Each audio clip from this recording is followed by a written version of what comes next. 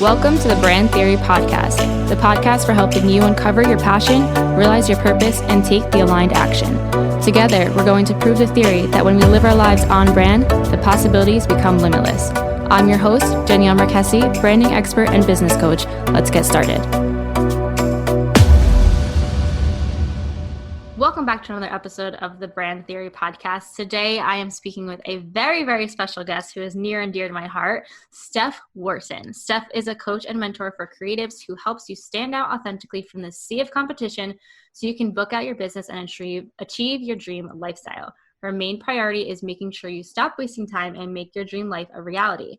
When she's not coaching clients on all things biz and branding, you can find her with a big glass of red wine, watching Spanish shows on Netflix, making paella, and daydreaming about one day living in a Spanish villa. Welcome to the show, Steph. Thank you so much, Danielle. I'm so happy to be here, and I can't wait to get chatting with you. Yeah. So guys, we were chatting about this before we press record, but this is kind of full circle for us here because Steph was one of my one-on-one coaching clients. I guess, I don't know, it feels like a lifetime ago, but it's probably only earlier this year that we ended, right?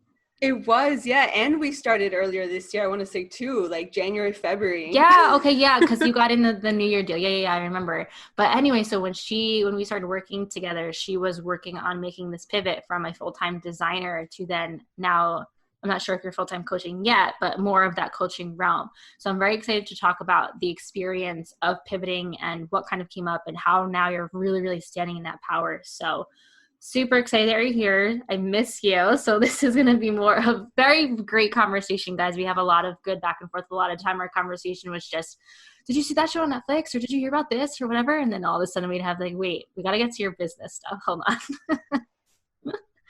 That's so true. Honestly, like it's like bringing me back so hard because we had like bi-weekly calls. We'd always be chit-chatting. And even if we talk now in DMs, it's just like, oh, like you feel that little pang in your heart. Where you're like, totally. Come on. Totally. And so going back to, it was just a few months ago that we were working together. We worked together for probably almost 5 months, I guess. And I saw such a big transition in that time. But then even after that, what has happened, and we just caught up before this, and what has happened for yourself and your business is more huge growth. And I love that as entrepreneurs, it happens for us so fast. And I can't wait to talk to you more about kind of the details of that as well. It really does. I find that it's almost like exponential. Like when you set that intention out there, whether you're investing in something or making that intentional decision to go after something, it's just things start happening. And whether it was inside of us, of that program, us working together, or even after, like you mentioned, it just kept like snowballing one after the other. And you can feel how everything feels so right and exciting and amazing. And you see the return and you're like, yes. Yes. We're also... third time we were chatting before we press record, and we were saying how when you're so in alignment with what you're doing, you're so excited about the work that you're doing that you literally can't wait to wake up the next morning to start getting to work. And that just goes to show like each time you launch a program, or each time you work through that icky feeling that you're having, and each time you just press launch, and each time you kind of feel the fear and do it anyway, you're getting more and more in alignment with that purpose and that passion. You just get to literally live your life surrounded by that and not having to feel like you have to surround your work around that and do that, your passion and purpose, as an aftermath. Yeah, which is so different, at least in my scenario, going back to having a 9-to-5 and feeling like you're pursuing your passion around that and outside of that after hours. Now it's like you said, it's reverse, which is a really cool feeling. Yeah. We need everyone to get on this feeling. Yes, we do. Okay, so let's get into some questions here. I don't usually do this the typical way of people doing little questions here and there to get to know you. So we're just going to dive right in. Who is Steph Wharton, the brand? The brand. I love that you asked that because I feel like we have such similar energy / like perception on what makes a successful business, and branding is definitely part of that. It's number one. It is number one. Before anything else, figure out your brand. Come on. I think when it comes to me as a brand, it's really just being myself. So myself, the way that I see myself, the way that some other people see me, is being quirky, leaning into my Spanish roots, even though, so background, for those of you that don't know me, I was born and raised in Argentina, but now have been living in Canada for about 17 years. So I'm full on Canadian. So through that, yes, you are. I'm not. But I like to think I am. Right? Danielle goes to Toronto all the time. So at that point, I've lost so much of that touch with my culture, my roots, and all that kind of stuff. So sometimes what I try and do is lean into that, because I've noticed I do that anyway in my personal day-to-day. So why not bring that into my business? So whether it's what Danielle said when she was introducing me, it's the Spanish shows on Netflix to make sure that I'm fine-tuning and working on my Spanish, or making the paella, or daydreaming of living in a Spanish villa, or drinking the red wine, making sangrias, that kind of stuff. So that's definitely all part of my brand. And then other than that is a lot of encouraging people to live authentically the way that they are, the way that their friends see them, the kind of the features that they hide from other people because they think, oh, my business is supposed to be professional. And it's like, doesn't really have to be that way. And other than that, I think it's got a lot to do with connection, because at the end of the day, even outside of any like brand related kind of unique quirks that I might have, I really prioritize relationship building. Like bringing me back to school, I love participating in all kind of, let's say, oh, this was so long ago. I can't even remember what they were called. Like conferences. There you go. Oh, okay, so all the right, like all the business conferences, whether it was to do business strategy and challenges and try and like market a business, or alternatively to go out and drink and have fun. And I thrived in those settings. So I think that's something that I definitely try and bring back into my business, to just connect with others, even just on a personal level, so that I feel that sense of community and belonging to something. Even though I'm a CEO of my own business and I could be in my own bubble, I need that connection to the outside world and everybody else. Yeah, you do such a great job of infusing your personality in your brand. And I think it's gotten even better for just over time. And I remember you were like, I don't really know if I want to do this. I don't know if I really want to share this. And I would just throw you like the most random examples, and you kind of took that and ran with it. But I remember you kind of being hesitant to share a lot more of the Spanish side, because you were afraid that your niche market or your target audience would kind of be like, we don't resonate because she's Spanish and I'm not. And that's not what it's about. It's like, just by sharing those personality traits, it's like, oh wow, that's really cool. She's not just all business all the time. I like the red wine. I'm not Spanish, but I like red wine. Or I love that show. Steph and I were watching the same show. It was called, what is it called? Oh, Money Heist. But then, yeah, but like the actual Spanish version is like papel. I don't freaking know, like it's something. I think it's La Casa de Papel or something like that. Guys, isn't that beautiful when she talks like that? Like, come on. We can switch this. We can do the entire interview in Spanish if you want. Okay. Let me get up Google Translate real quick. But anyway, so it's not necessarily about always being the same. It's more of the resonating factor of you're human behind your business, which I think you do such a great job at sharing. And I remember another point that you brought up was like, you felt like you were repeating yourself sometimes of, is it okay to share the Netflix shows all the time? Is it okay to share the wine all the time? Is it okay to share just the Spanish side in general? And my answer was always yes, because those have become like your things. Those become part of your brand elements. And you've definitely infused all of those things into your brand very beautifully. 100%. First of all, thank you for you're welcome for that realization of like that transition and that transformation that I've gone through. It's really appreciated / like cool to know that it's noticed. Yeah. And for anybody listening that's thinking, oh, like they may have the same fears, like maybe I'm showing it too much. I'll let you know on a little anecdote. So based on what Danielle said, yes, I definitely had that fear that it was potentially too much. I actually had a client specifically tell me that they loved how I shared my cat as an example, who's also part of my brand, here and there, but it wasn't too much. And I'm like, what do you mean? I thought it was too much. And they're like, no. Like it comes in randomly. And I'm like, oh, so all to say, our perception of what we think is too much has nothing 100%. To do with what people notice and people see. And I think those are constantly things that we're always overthinking with sharing the personal side, because it's something that we're trained not to do. If we're anybody who's coming out of the 9-to-5 world, or anybody who's even had like a high school job, right? We're so kind of trained and practiced to not share that personal side too much. It's not that we're a blank wall when people come in and we're working at a store, or for me, I was working in a daycare, and I definitely had some kind of connection with the parents beyond, hey, here's your kid, have a good day. It's just, but we're not sharing like what we're watching on TV or the best latte or that we are from Argentina. It's just, we don't get that personal, right? It's like kind of, have a good day, and I hope your coffee, like I didn't fuck up your coffee kind of thing. But we have this ability in our own businesses to go deeper, and that going deeper allows our audience to build that like, trust, and know factor and get to know us as the human behind our business. And I think that is such a big part of branding that people often miss. The colors, the fonts, all of it is so, so important. But if you're a blank wall, if there's nothing substance to your personality that we can see, there's going to be that's the chance of you kind of missing out on your ideal client, because you're not giving them the opportunity to connect with you. Definitely. I think there's a lot of comfort when you get to know these people, realize that also that they have struggles too.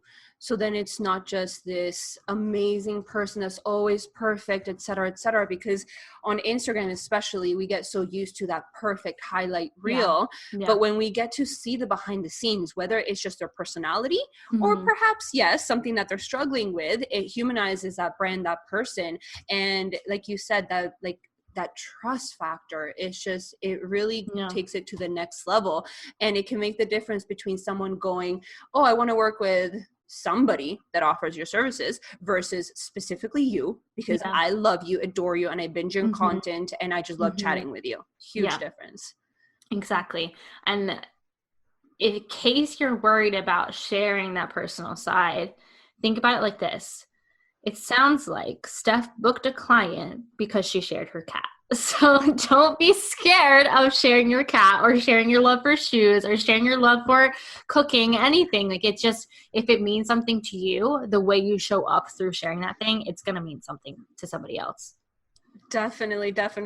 It's funny that you mentioned that. I don't know about the cat part, but definitely personal stuff that I shared.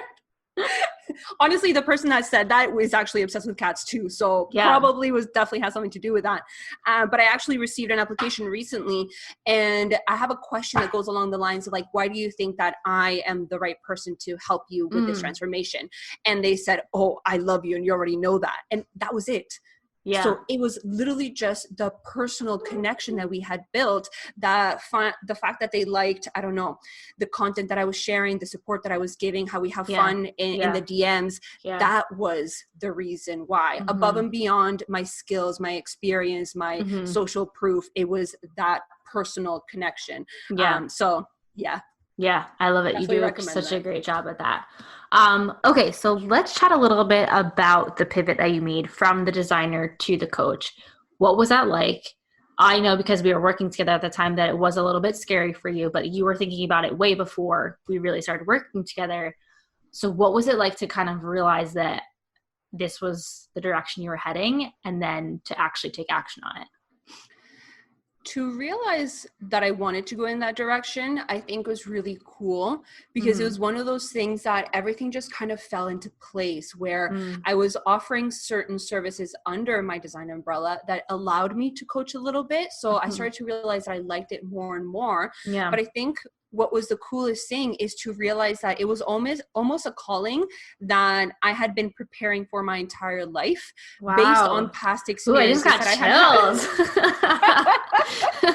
That's how I was feeling. Exactly like that. Wow. Okay, go on. to paint the picture so people kind of understand what I'm talking about and how that journey came into play. Before I started my entrepreneurship journey, I had different jobs throughout my life. So if we pull the curtain back into, let's say, high school with my part-time job, I worked that for 5 years. It was McDonald's, like nothing crazy office-like. It was just your regular part-time job. But through that, I naturally fell into a role of training all the new hires. So I would teach them how to run the cash, how to sell, how to prep food, et cetera, et cetera. Yeah. So I was like, okay, whatever, like that's just part of the job. But I was the go-to person at that store. It just didn't really clue in. And moving forward, went to school, graduated, got a full-time job, 7 years in insurance.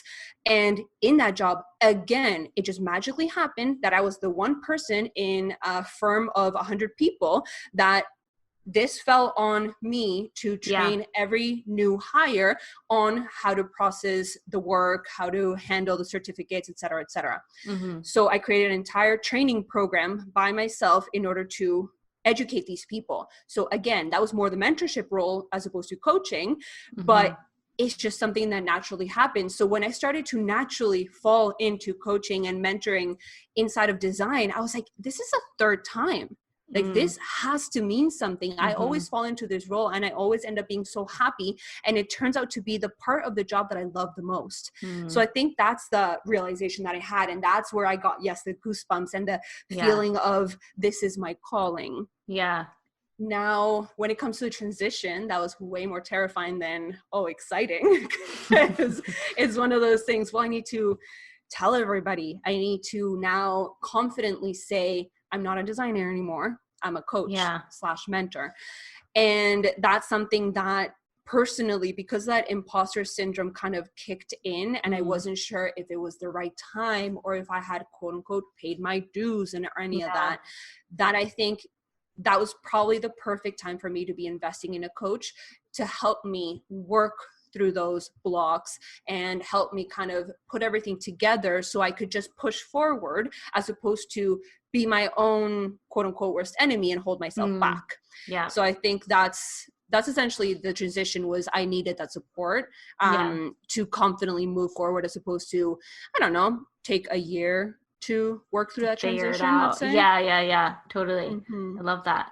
If you're feeling that intuitive pull, guys, to pivot or you're thinking you want to do something different, it's okay. And I think a lot of entrepreneurs, and myself included, we get to the point probably sooner than we think it's going to happen where we're feeling that pull to do something else and we think it's kind of like wrong. Like we haven't paid our dues yet, or we're not capable of that yet, or I set out to do this one thing. People are going to judge me if I start changing my mind now and changing my brand now and changing my services. But that's just kind of how it goes in the entrepreneurial world. I think we've both gone through a couple of brand rebrands at this point in our businesses over a couple of years, whether that's just colors or overall completely changing what we do. And that's the greatest part about being an entrepreneur, I think, is being able to go through these transitions, grow your business, grow your brand, grow as a person, and also explore all these things that we love to do, like teaching or podcasting or just all these other things that, you know, you had to previously be told when it was time. Like you can just kind of pick your time.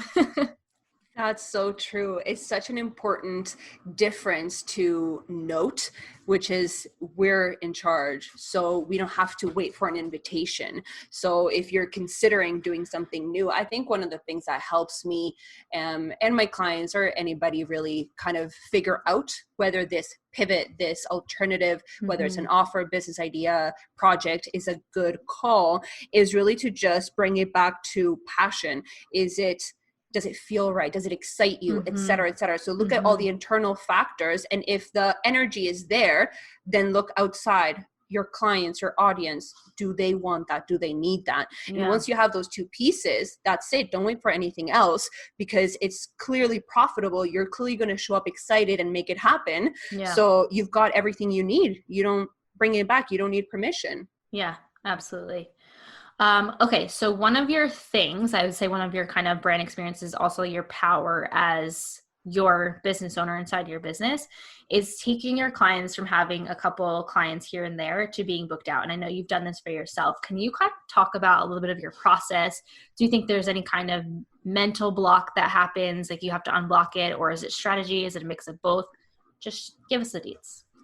Absolutely. I actually think it's so interesting the way you worded that. Is there like a block or something? Because that made me think of something that perhaps I talk about with my clients, but I don't make such a strong point of mentioning it because it just feels natural. But now you mention, I'm like, oh yes, that's such a block that people have. And I think it actually kind of ties perfectly to what we just talked about needing that invitation. And sometimes we hesitate so much with different things because we feel that we need to wait for the clients to come for us, that we need to wait for the followers, we need to wait for certain milestones and things in order to be successful and have the clients and reach that next level. Mm-hmm. But one of the things that I would recommend is taking action to make those things happen. Yeah. And how this ties into perfectly into one of my methods that I go through with my clients inside of my business, all that stuff, is to take that initiative when it comes to leadership and connections. Because leadership on one side, positioning yourself as whether it's the expert, that go-to person in your niche, and embodying that kind of vibe where you, whether you're educating or whether you're being there as a friend, like a friendly ear, whatever that might be. Yeah. It doesn't matter how official or unofficial you're doing it, to position yourself as a leader makes a big difference, because you're already embodying that professional and that successful entrepreneur vibe. Whereas the connections is, why not put yourself out there? Like if the clients aren't landing on your lap, on your inbox, on your DMs, then how can you get the word out there about your business? Who can you connect with? Is it a friend? Is it a mentor? Is it a client? Is it a random person that has a similar audience as yours? Who can you connect with, nurture that relationship, and then leverage it to build your exposure up and attract more clients? Like, who's to say you got to wait for them? Just get out there and ask for the leads, ask for the work. And I think that a lot of people are hesitant because they just assume they'll show up, work, and something will come. But there's kind of that next step that you can take, that initiative. Absolutely. And something that's coming to mind that I want to ask you about that I kind of forgot about is when we first started working together, you were not hesitant about the mindset work, but it was new to you and you kind of like wanted to dive in. And I remember you would send me blocks of messages like, okay, I'm ready for more. And I would get so excited because I had the exact same experience. It was kind of new to me. I don't know. It was kind of like hocus pocus to me. I didn't really want to do that type of work. I just wanted all strategy all the time. But I think kind of going back to what you were saying is like, putting yourself out there is the action that you can take after the belief. Like after you decide that you want to make the pivot or you want to go to the next level or you want to get those certain types of clients, it needs to be matched with action. We can't just like sit there and meditate all day long. We need to put some action behind our belief and behind our word. I think you would agree. Yes, definitely. I feel like maybe not every day, but so as background, I do try to journal every day. So then let's say couple days, every couple of weeks, I do try and do some sort of like manifestation journal piece. And that's essentially it, is setting the intention. But then after that, if you don't act on it, you're it's like if you don't act on it. Exactly. You took the words on the mouth. It's just that the difference between wishing and getting is the action that you match with the wish. Yes. But you're absolutely right. I do think mindset, self-care, everything, the more kind of like spiritual side of things is definitely very important, and it has made a difference in my business. And it's something that I still believe that I need to kind of continuously work and build upon, because it comes up, those blocks, those limiting beliefs, with every stage, every growth, every milestone. New levels, new devils, baby. Right? So that's definitely something that even when I'm super excited about something, when I'm super busy, perhaps working crazy hours, perhaps on purpose, perhaps not, whatever it is that's going on in your business, I feel like, at least personally, need to make that conscious effort to insert a little bit of self-care, bring in the mindset work, bring in the manifestation, bring in everything in order to make sure that I'm not burning out, that I'm still aligned, that I'm not getting carried away, and that I'm able to move forward with the best foot forward. Yeah, absolutely. And I think one of the biggest fears people have, kind of dipping their toe in that world, we can call it spirituality world, but I mean, you can really have your own connection to it. You can call it your own thing. It doesn't have to be the universe. It could be God. It could be anything that you believe in. And I think that was my biggest holdback, is it has to look this one way and I have to do it this way, but it really gets to be completely what you want it to be. And the best part, the funnest part, is experimenting with all those things and just pulling in the meditations, or not doing the meditation, doing the journaling, doing this, reading this, listening to this. Like, that's like the best part of it, is that you get to kind of run with it and make it your own thing, which is definitely something that I've seen you do. So Absolutely. And I find all these different inspirations from different avenues, whether it's friends, clients, whatever. Like there's a specific client of mine right now. She's super spiritual. And she'll mention human design over and over and over. So now that's something that I'm like researching and like finding out like what's mine and how I can best operate under that element. I don't know what to call them, but yeah, I don't know what they're called either. What is your human design? Do you know? I'm a generator. Okay, I'm a projector. So I don't know anything about the generator, but the projector I know a little bit about it, and I'm definitely a projector. So when I was reading the descriptions, which I don't remember off the top of my head because it's still something that I'm trying to like learn and embody and kind of insert into my business, it was fairly spot on. I was really impressed. And because I keep hearing people that they operate that way. So whether the way that they invite people to join them in their business and to work with them, the way that they market themselves, the way that they schedule out their days, it affects everything. So I know we're going like completely different tangent, but it was just so interesting. All this conversation going, totally.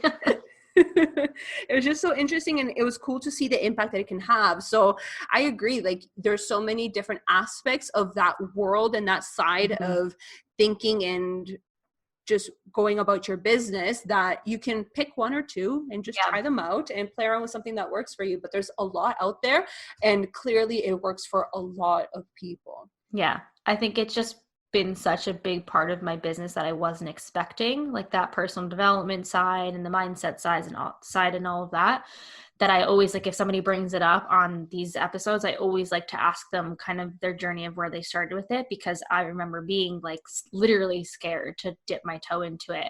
And now I'm like, bring it on, let's do it. What else you got for me? I'll give anything a try. For real, especially because when you think about it, like you'll give anything a try. It's like, why not? If it can have an incredible like internal transformation for you or bring about incredible results, why would you say no to something that has no negative effects other than just you have to put the time in? Yeah, exactly. And why not start your day like, feeling good and checking in with yourself, setting the intention. So anyway, so you took the brand superpower quiz and you got the creative, which is 100% you to a T. But do you feel like, and I know we've been talking a lot about personal branding in general, but do you feel like personal branding is separate from branding, or do you feel that the two are infused? I feel like the two are infused. Like the way that I like to split it out is when you have branding, you have different subsections. So you have your brand strategy, which by the way, anybody that hasn't like done a deep dive into their strategy, their foundation, that is like a huge factor as to where I gained a lot of my confidence when doing this pivot, and gave me the foundation to then be able to ask for help and know where I want to go, et cetera, et cetera. Yeah. So you have the brand strategy, you have the visual identity, you have your marketing, which is still part of your brand because you're still infusing the way your messaging, all your visuals, your voice, your tone, your personality, everything in there. But I do like to take brand personality into its own bucket because you can deep dive so much into that. Yeah.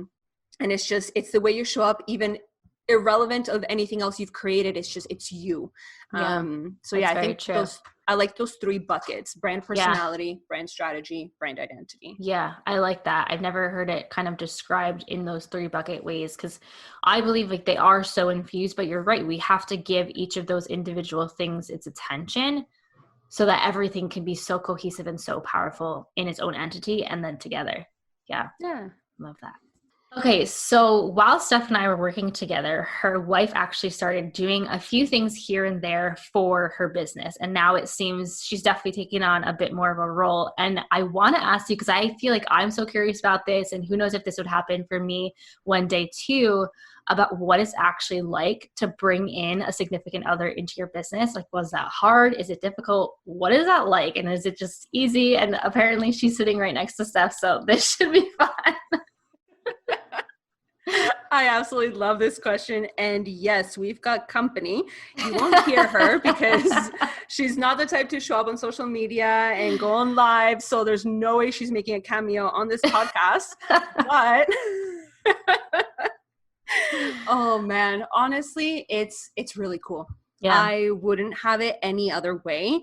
It's a really amazing feeling to set certain goals for the business and certain tasks and be able to, one, split the work, which is amazing because then I'm not as overwhelmed, but also the celebrations mean that much. Oh yeah, that just So gives me that chills too.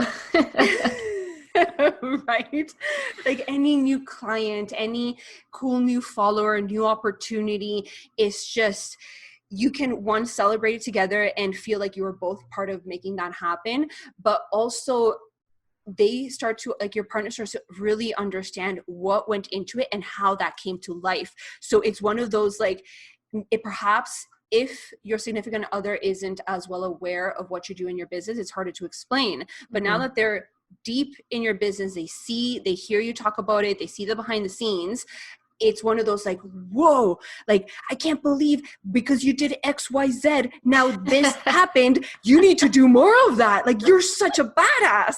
And that is, it's the best feeling ever. It's so reassuring, and it kind of shines the light back on yourself, your journey, your successes, and how far you've come, which I think is something that we have a really hard time of doing ourselves. Gosh, you're so right. Yeah. So that's one of, like, the biggest upsides, I guess. Yeah.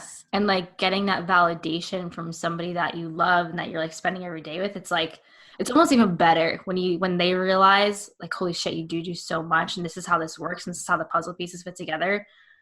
Let's do it again. Like, you know, and that's really cool. So that's awesome. So inspiration for anybody thinking about retiring their boyfriends, girlfriends, husbands, wives, whatever in between. They are definitely making it happen. And I'm excited just to see you kind of continue growing together. That's really cool. Thanks for sharing that with us. No, you're very welcome. I think, like, just like a last, like, comment on that / tip, one of the things that I find really works well for us is getting down to figuring out what works for them, what kind of tasks, what kind of instructions on how to do things, because we played around with a couple tasks like social media, Pinterest, video editing, that kind of stuff. And we found that in every case, based on her personality at least, so if you know your partner's personality, that might be really helpful, is immediate gratification was desired.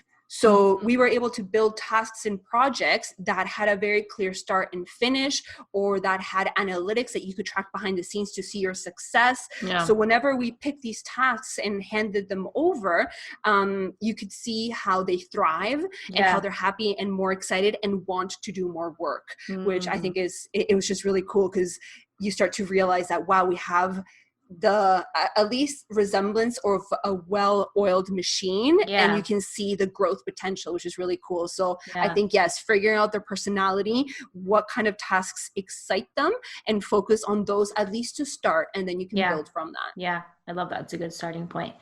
Thank you again for sharing that with us. Next question for you. Was there ever a time, and obviously we've talked about the pivot, so this is definitely an example.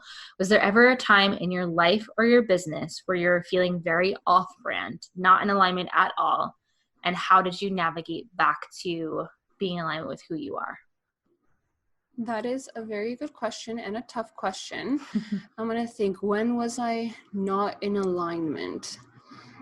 I think if I come up with something not in alignment, I will definitely, like, spin back in and share that with you. But something somewhat similar is, I was going through, like, a phase where I was offering a certain package, and it was great. It was in alignment. It was something that excited me, but I had missed the mark as to where my audience was in their business, in the buyer journey, in how ready they were for a certain offer. And this offer wasn't exactly it. Now, don't get me wrong, I had sold this offer before doing this launch, and it had been successful. People loved it, etc. But when it came to the launch itself, and the majority of my audience, they weren't looking for that. So I think that's where the misalignment was. And it essentially, even though a couple people were interested, it resulted in a not so successful launch. So I had to pull back and try and figure out, okay, do some market research, talk to these people, try and find out, okay, what does my community actually want? What are they looking for? What kind of support do they prefer?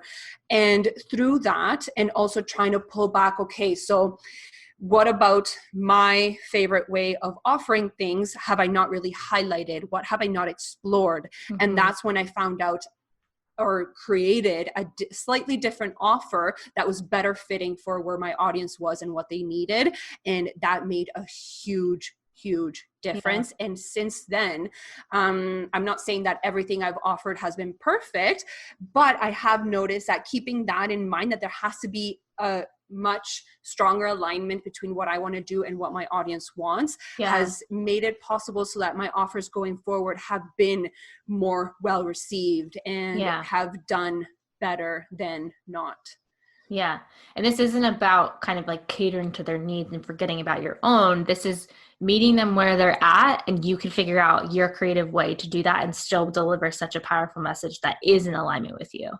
Exactly. And I think kind of like how you said, in alignment with you and your own creative way, that's actually something that also really helped, and perhaps has more to do with the whole being aligned with your own brand personality, your own offers, your own whatnots, is the offers going forward. I found that they were starting to become more unique in the methods that I was delivering based on my own experience. So as opposed to, let's say, putting forth offers that I knew were going to be successful, because I see a lot of people being successful that way, I've been successful that way, etc.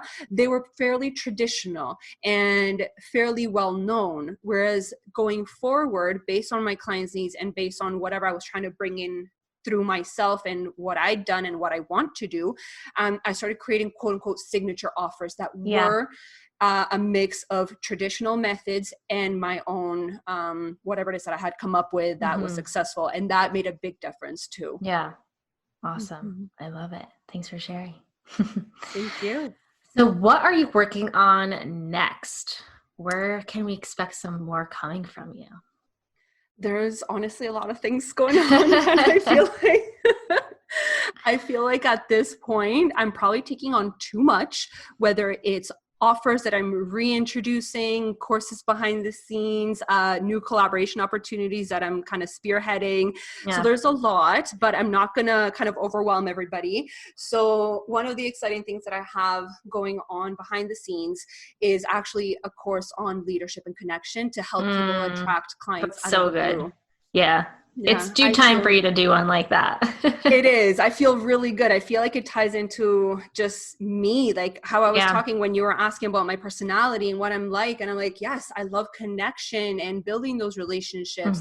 And sometimes it's through collaboration, through leadership. And this offer is something that I'm really, really excited about. I've already been having students go through it behind the scenes, seeing amazing results. And it's just, it warms my heart to see something that is so new and different from what I keep seeing out there, and that it feels so me that it's now coming together. And I'm just really excited. Honestly, like there's no launch date yet. It's all the baby stages behind the scenes, but it's coming. It's how to get out of the blue clients. It's it's gonna be good. Cool. I love that. Where can we find more of you? And then are there any last thoughts before we leave you today? You can find me on Instagram. That's probably the best. Yeah, she kills it over on the Instagram world, guys. So definitely go follow over there. If you want to see her cat, go follow her. You can see cat, wine, weird dances. Maybe it's time for me to do another like Latin dance video. I think so. I think so. Those are probably one of my favorites. When the first time she told me that she dances when we were trying to like figure out where she can share more and stuff, she's like, well, I kind of like the Spanish dance. I was like, okay, why haven't you showed that? Like, go do it right now. Push furniture to a side and show me. So yes, you can definitely expect to see more of that from me on Instagram. I would love to connect with you and even just become friends, honestly, especially with everything going on right now. It's nice to have that sense of community, to be able to chit chat and just have that space to build friendships, even if you can't necessarily hang out in person. Absolutely. Cool. Any last thoughts before we go? Just that I love you and you're amazing. I love you and I miss you. I miss you too. But I'm so proud of you, and just kind of watching you from the Instagram world and through your stories and just chit-chatting here and there and catching up. Like, it's just it's so powerful, guys, what can happen in such a short amount of time when you do the work. Even if you invest one time in a coach, or you're investing time and time again, just having that support system, whether you're paying for it or it's having those friends. Like, Steph has a lot of friends in the Instagram world and in the Facebook world where she connects with them daily. Having that support system is so important, guys. And if you don't have that, chat it up with me and Steph, because we're here for you. Yes, we are. All right, Steph, thanks for joining us. And I have a feeling that you will be back sooner rather than later. I'm looking forward to it. Thank you so much for everything. Bye.